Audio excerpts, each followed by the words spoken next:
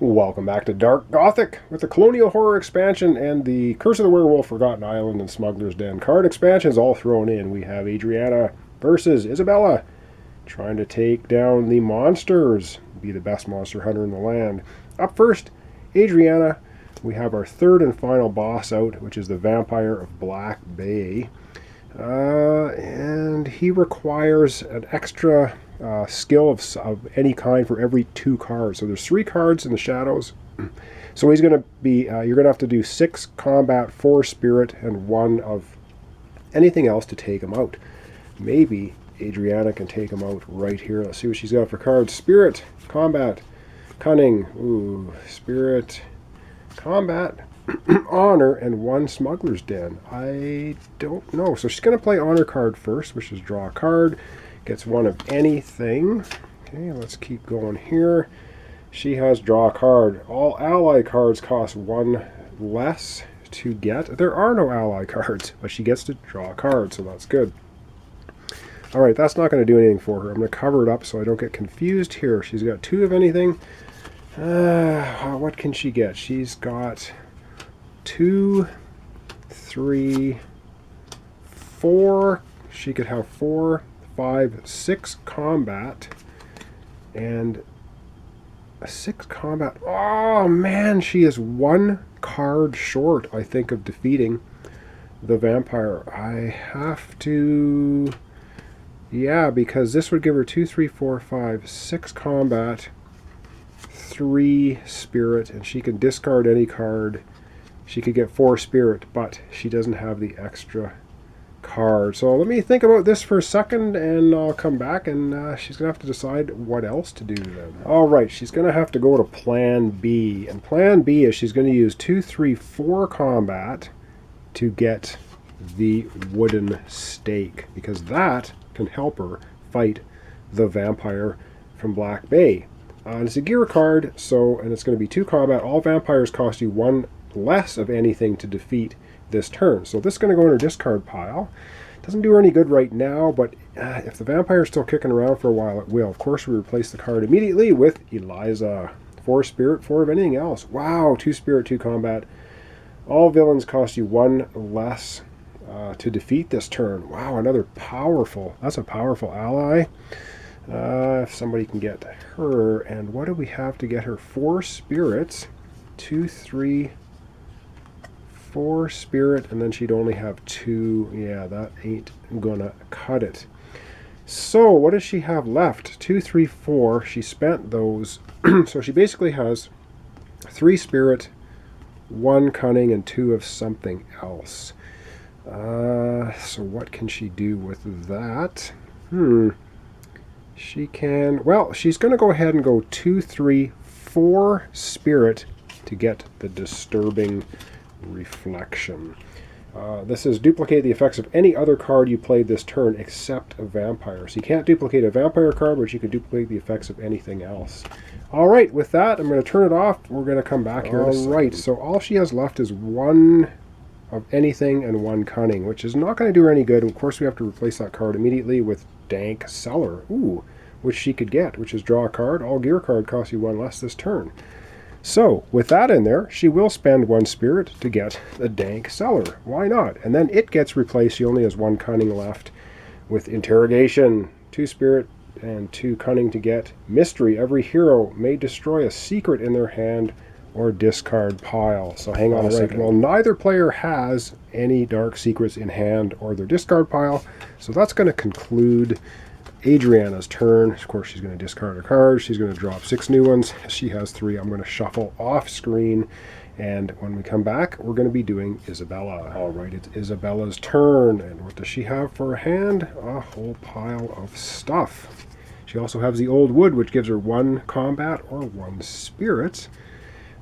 She's going to play this card first. Draw a card. You may then destroy a card in your hand or discard pile. So she draws a card. She gets combat. All right. Okay. What else do we have here? Well, she's going to play murder, which is draw a card. She, of course, does not have a draw deck. Then she's going to roll. She will then roll the omen die. If she gets a skull, she has to discard a card. So let me reshuffle her discard pile into a deck, and we'll get right into it. All right, so Isabella is going to draw a card, which is Intuitive Hunch. And now she's going to roll the omen die, and she rolls a 2, so she doesn't have to discard a card. All right, continuing on. She's going to be doing the Power of Fear next. Draw 2 cards, roll the omen die. So she gets to draw 2 cards. Ooh, all right. And then roll the omen die. Oh, and the 2 cards she drew was Lady Hanbrook and Reverend Harding. Ooh, damn it. Okay, she might have to turf one. If you roll a skull, add one of those to the shadows. Don't roll a skull. She rolls a 4. Didn't have to add to the shadows. Excellent stuff. Strike. All of the heroes must discard a card at random from their hand. That is nasty, but Isabella is nasty. So randomly from her hand, Adriana must discard a card. 1 combat card. Not nice. Continuing on, I may have to do some more thinking. Oh no, let's do this one. Roll the omen die and draw cards equal to the number rolled. Come on, high number, 4. So she's going to draw 4 cards. 1, 2, oh my god, 3, 4. And I will have to review all of these. Because, wow, she may be able to take down the vampire because she has so many cards. I'll be right back after I take a look at all of them. All right, Isabella has enough to take out the vampire, but she's going to try to get as many points as possible. So she's going to play Lady Hanbrook. Strike. Select a card at random from other player's hand. You can play it this turn. All right, so we're going to just randomly grab a card, and she gets to play the honor card from Adriana's hand, which she of course will then play, which means draw a card. Holy god, this is ridiculous. Roll the omen die, gain that much spirit. She gains 4 spirit. Oh my god, 4 spirit, plus she has this to play, which is 1 of anything. Oh my god, I'm gonna have to get things organized. So I'm gonna turn the camera off again and go through all of this. Oh my god, I'll be right back. Alright, and I even forgot, she has Ghastly Strike. Draw 1 random card from each other hero's discard pile and play that this turn. Well, the only card in the discard pile for Adriana is 1 combat, so oh man, she's going to get to play that as well. So, oh my goodness. Let's tally up what she's got. She has 1, 2, 3, 4, 5, 6 combat. 6 combat. She has 3, 4, 5, 6 spirit and a cunning. 6 combat, 6 spirit and a cunning. So that's going to be able to do 6 combat, 4 of the 6 spirit and a cunning for this. So that leaves her only 2 cunning left, I think, plus a bonus thing. So the vampire is defeated by Isabella. So let me just retally this again so I get it correct, and I'll be right back. So doing all the tallying, it's what it will leave her is 2 spirit and 1 of the honor card with 1 of anything. So that gives her a total of 3 spirit, which she will spend then to get another Intuitive Hunch card because it's worth a victory point. That is going to conclude the game. These are all Isabella's cards. So the game is now over, and we're going to be tallying points. So it doesn't matter who's got a draw deck or discard pile or whatever anymore. So when we come back here in a second, we are going to look at Isabella, we're going to look at Adriana, and we're going to see who is the baddest monster slayer. So Adriana, of course, took out the slasher from below. Isabella Von took out the Banshee and the vampire. So, like I said, I'm going to come back here in a second, and we're going to look at the point totals. All right, let's do Adriana first. Adriana has 6 points.